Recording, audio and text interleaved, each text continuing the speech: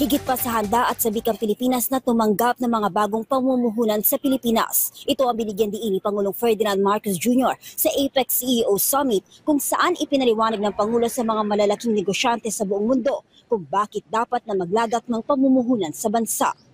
Sa talumpati ng Pangulo sa harap ng global CEOs, mga eksperto sa ekonomiya at senior economic leaders sa Jeonju, South Korea, ibinida nito ang strategic location ng Pilipinas para sa pamumuhunan. Ipinunto rin ng Pangulo ang skilled workforce at galing at talento ng mga Pilipino, maging ang commitment ng bansa sa patuloy na pagsusulong ng inobasyon at sama-samang pag-unlad. Ayon sa Pangulo, ilan lamang ang mga ito sa mga kayang ialok ng Pilipinas. Today, let me make our message clear.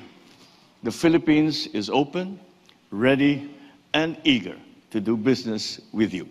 Ang Marcos administration ayon sa Pangulo, bukas sa mga idea at handang makipagtulungan upang maisakatuparan ang mga ito. Sabi ng Pangulo, ang business community mahalagang kabalikat sa pagpapaunlad ng isang ekonomiya, gumagampa ng malaking papel sa pagbubukas ng mas maraming trabaho, pagdadala ng teknolohiya at pagsusulong ng makahulugang impact sa lipunan.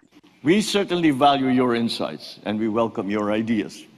We are fully prepared to work with you in transforming these ideas into real, tangible results. Ito ang dahilan kung bakit ang Pilipinas ayon sa Pangulo, kaisa ng APEC sa pagsusulong ng matatag na public-private partnership at regional integration para sa pagkakaroon ng isang mas konektado at future-ready Asia-Pacific.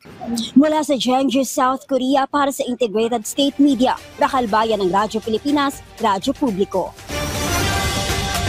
Ang napanood niyo pong ulat ay patungkol sa partisipasyon ni Pangulong Ferdinand R. Marcos Jr. sa 2025 APEC CEO Summit sa South Korea.